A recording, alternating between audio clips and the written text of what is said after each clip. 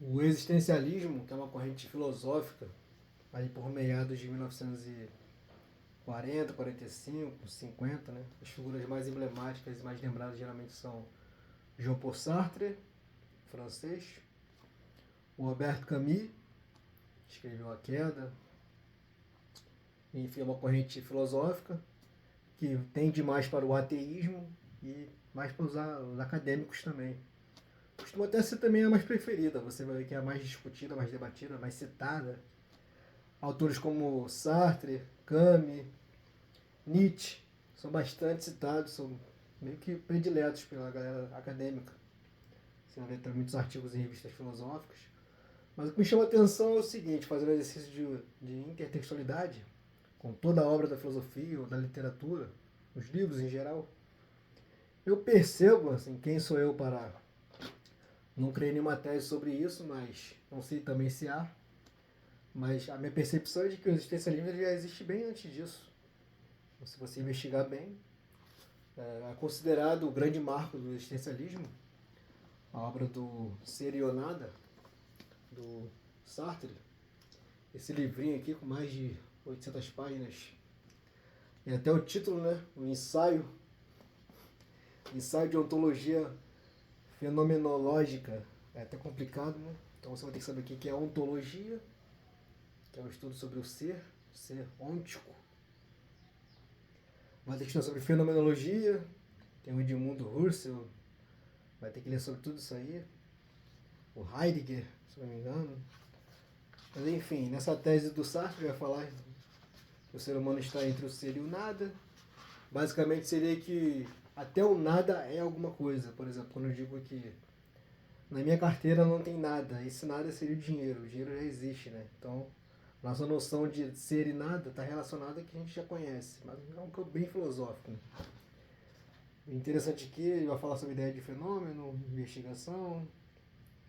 O que mais me chama a atenção aqui é que ele faz a distinção de ser em si e ser para si. O ser em si seria toda a existência, né? Os animais são seres em si, que eles existem, eles têm instinto, eles até pensam algumas coisas, mas não têm consciência. O ser humano, o homem, sapiens, o ser humano, o homem, é um ser em si e para si. Ele tem consciência que sabe, né? Tem consciência da própria consciência. É um estudo bem metafísico, complexo. É uma obra para ser lida, relida, enfim. Mas o que me chama a atenção, voltando ao assunto, é que é considerado o marco do crescimento existencialista essas obras, que é a partir de 1940, 43 ali, né? Seria o Nada, A Queda de Albert Camus, se não me engano já tem um vídeo aqui sobre ele também. O Estrangeiro do Camus também é interessante. Ele vai falar sobre o absurdismo, né? Que as coisas se elegem, os destinos. Não adianta, por mais que o homem tenha um certo poder sobre o seu destino, tem coisa que acontece. Seria mais ou menos isso. Até a própria vida do Camus é uma espécie de absurdo, né? Ele ia pegar uma viagem de trem, aí ele mudou de ideia em cima da hora e foi viajar de carro. Ele sofreu um acidente, é assim que ele morreu, né? Ou seja, se ele não tivesse pegado aquele carro, né? Feita viagem diferente. Pode pesquisar aí sobre a morte do Camus. Também foi uma coisa bem interessante. Também foi um absurdo dele. Aí ele vai fazer um paralelo sobre o mito de Sísifo, da mitologia grega. Mas enfim, o que eu quero dizer com isso é que, de acordo com a tradição, o existencialismo vem ali na época do pós-guerra, né? Próximo da Segunda Guerra Mundial ali. O homem começa a se questionar a existência. A existência precede a essência, vai dizer o Sartre, né? Então, primeiro o ser humano existe, depois ele cria a sua essência. Então, tudo é criado. Ele é existencialista. Só que se você parar para analisar as obras anteriores a esta, da humanidade em geral, da literatura, da filosofia, por exemplo, se você for logo ali um pouquinho mais atrás, 1910, 14, Revista Orfeu, Fernando Pessoa, nosso poeta português de Portugal, os poemas de Pessoa são extremamente existencialistas. Ele questiona a própria questão do eu lírico. A criação dos heterônimos, isso era uma coisa bem inédita na época dele. Que existia o pseudônimo, mas Fernando Pessoa vai criar os heterônimos, outras identidades poéticas. Então, em um ele é mais panteísta, no outro ele já é ateu, na outra identidade ele é neutro, na outra ele já é mais filosófico. Então, assim, vai pelo campo das sensações. Se isso não é existencialista, isso é o quê? Vai falar sobre o sonho, a fantasia, uma volta ao saudosismo em Portugal, do orfismo, né? A figura de Orfeu. O poema dele que ele fala, não sou nada, nunca serei nada, é bastante existencialista. Viu uma frase aqui dele aqui? Sim, eis o que os meus sentidos aprenderam sozinhos. As coisas não têm significação, têm existência. As coisas são o único sentido oculto das coisas. Coisa aqui é coisa, né? É a linguagem da época. Você vê que é deveras existencialista, né? Ele faz uma investigação sobre o ser das coisas, o sentido. E aí já é anterior, 1914.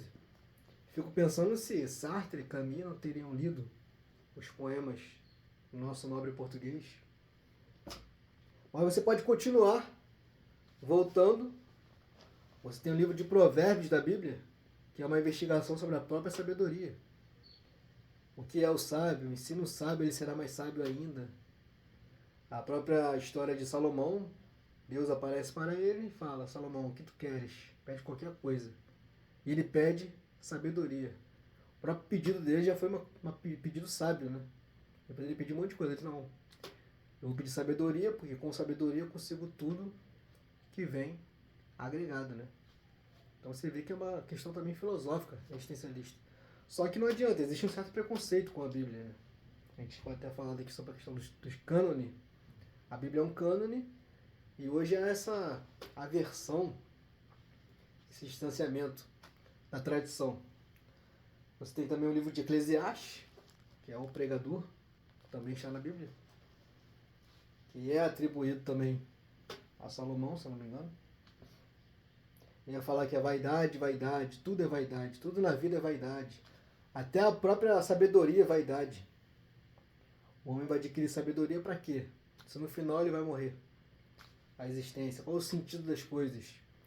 E você vê que é um livro que é da Bíblia, a Bíblia que é um livro do cristianismo, onde a figura central é Jesus Cristo, mas há também um paralelo com a outra religião da qual veio, ramificada, que é o judaísmo.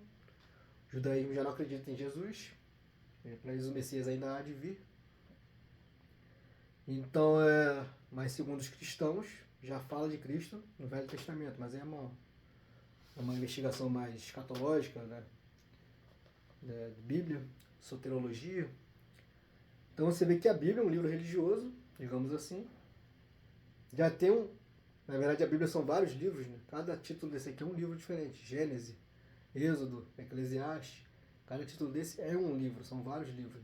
A Bíblia é uma coletânea. Então o livro de Eclesiastes também é um livro existencialista.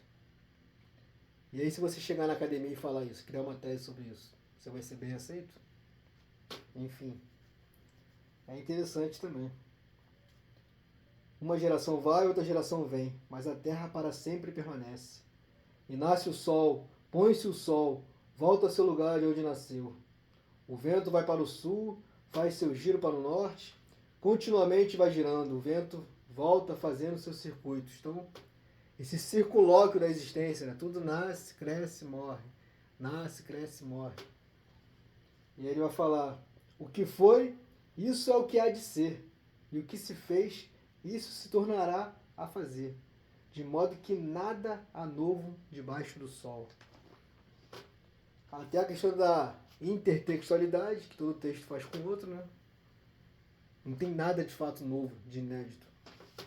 Tudo é meio que baseado e inspirado em outra coisa. Então todas as passagens do ser humano, as histórias, vai sempre se repetindo esses ciclos. Só muda os personagens, né? É bastante, demasiadamente existencialista o livro de Eclesiastes da Bíblia, se você não conhece. Então fica essa questão, esse questionamento, essa reflexão. O existencialismo começa no existencialismo, ou ele precede o próprio existencialismo, né? Desde quando ele já existe, tem sua semente. Então, se Sartre vai dizer que primeiro o homem existe, depois cria sua essência, né? A existência precede a essência. Então por que o ser humano sempre teve essa capacidade de ficar refletindo, de questionar a sua própria existência? Você vê que isso já vem bem antes dos gregos. A vida de Salomão não existe uma data precisa, mas provavelmente foi antes da Grécia. Então você vê que o ser humano sempre teve esse embate de questionar sua espiritualidade, sua existência, sua vida, as coisas ao seu redor. Então fica essa curta reflexão para que você possa pensar sobre o existencialismo, essa corrente filosófica, ali sobre Sartre, que é bastante complexo, já exige um conhecimento prévio de fenomenologia, ontologia, assuntos metafísicos. Alberto Camus, que é um pouco mais simples. Você lê sobre essa corrente filosófica, pesquisar sobre o existencialismo e também dar uma pesquisada sobre os livros anteriores. Já tem essa semente, digamos assim, da reflexão do ser humano a respeito da sua própria existência.